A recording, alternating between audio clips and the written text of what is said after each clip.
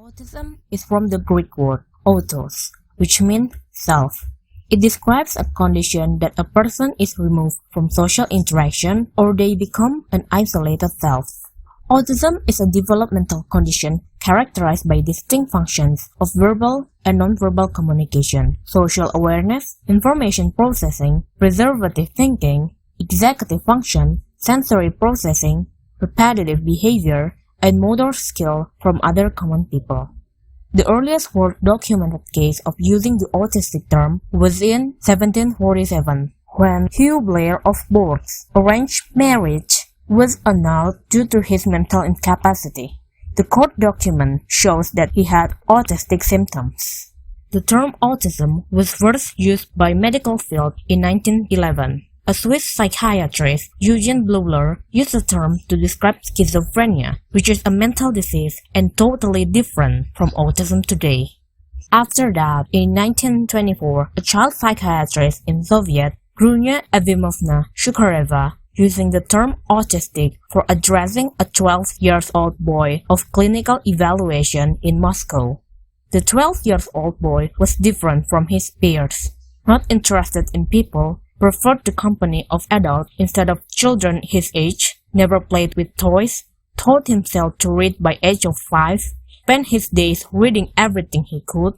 He also suffered from anxiety and frequent stomach aches. Grunya described the boy as highly intelligent and introverted type with an autistic proclivity into himself. Over the following year, she identified 5 more boys with what she described as autistic tendencies. All 5 also showed a preference for their inner world. Each had his peculiarities or talents. Some of them struggled socially. Some often can recognize faces. Some of them also not interested in social interaction because, for them, people are too loud or hinder their thinking.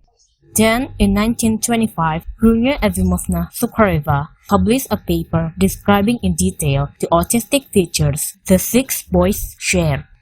Grunya Sukhareva wrote autistic traits as flattened affective life, lack of facial expressiveness and expressive movements, keeping apart from their peers, talking in stereotypic ways, with strong interest pursued exclusively, and sensitivities to specific noises or smells. And actually, the autism criteria described by Grunya Sukhareva were also the criteria of autism spectrum in the DSM-5 that was just published in recent years, 2013. Maybe you're pondering why it took nearly a century for the DSM to arrive back at something so close to Grunya's list. First, subscribe to Biosciety for more autism-related video. This video requires weeks to make, so subscribing and like this video will be greatly appreciated.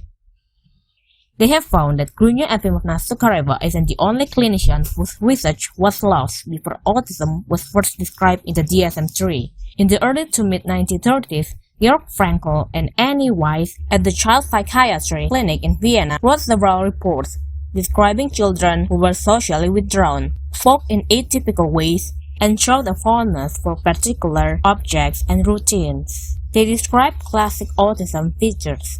Georg Frankl pointed out a disconnect between facial expressions, body language, and speech, and Annie Weiss pointed out hidden intelligence, fixations, and communication impairments. Unlike Sukhareva, neither of them explicitly use the word autistic in their writing, but they may help to enter the autism discussion.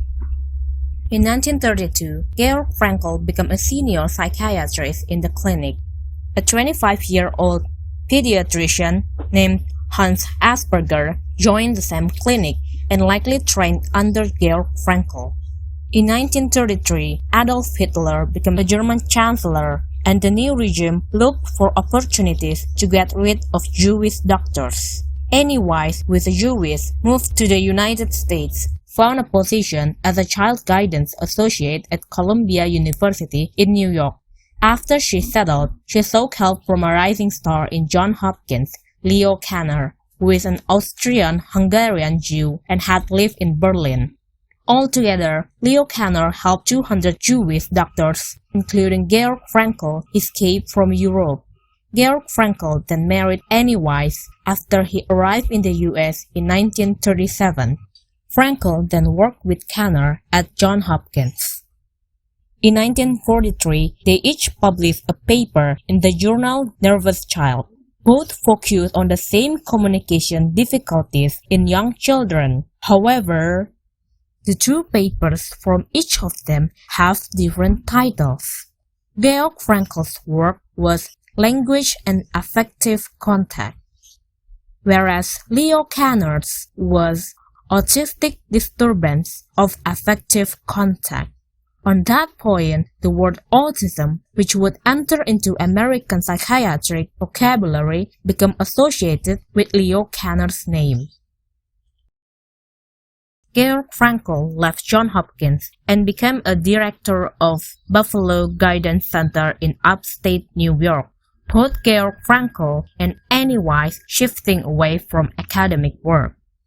In 1944, Hans Asperger published a paper identifying autism as a communication disorder. Hans Asperger is actually referencing Grunya Efimovna Sukhareva's paper, but decided not to cite her name because he was under the pressure of the Nazi Party who are not allowing to cite Jewish academic work. Grunya Sukhareva is also Jewish. 1968, the autism term was mentioned in DSM-2, but it is only mentioned as a part of childhood schizophrenia, which is very different from today's autism. In 1980, autism finally appeared as a separate condition in the DSM-3 as the term infantile autism. The autism definition is different from the DSM-2 and much similar to the Leo Kanner, Georg Frankl, and Annie Weiss altogether. In 1994, Asperger's syndrome is added as a milder form of autism in DSM-4. In 2013, DSM-5 released with a broader definition of autism spectrum and combined Asperger's syndrome and PDD-NOS altogether. The criteria of the autism spectrum itself are similar to what Grunya Efimovna Sukhareva described autism back then. 5 years after DSM-5, studies revealed the criteria in DSM-5 may exclude people at the milder end of autism spectrum, including girls and undiagnosed adults. The list history is not only showing the time when the autism word is used, but also shows us that great discoveries can be built up from multiple previous discoveries. We tend to forget those who make discoveries but don't widely popularize because of language and political barriers or discrimination and prejudice in academic work, etc. The more we know about history of scientific discoveries and invention, the more we know that there are hidden support factors which were overlooked, whether it's big or small. It also applies to our life when we realize the factors, big or small, that help us reach this point of life. We become more appreciating things and aware that less successful people don't necessarily are less talented or less hardworking. If you achieve success where situation and luck play significant roles, you should do what you can to increase the luck of others. Subscribe to Biosciety for more videos about autism. See you later!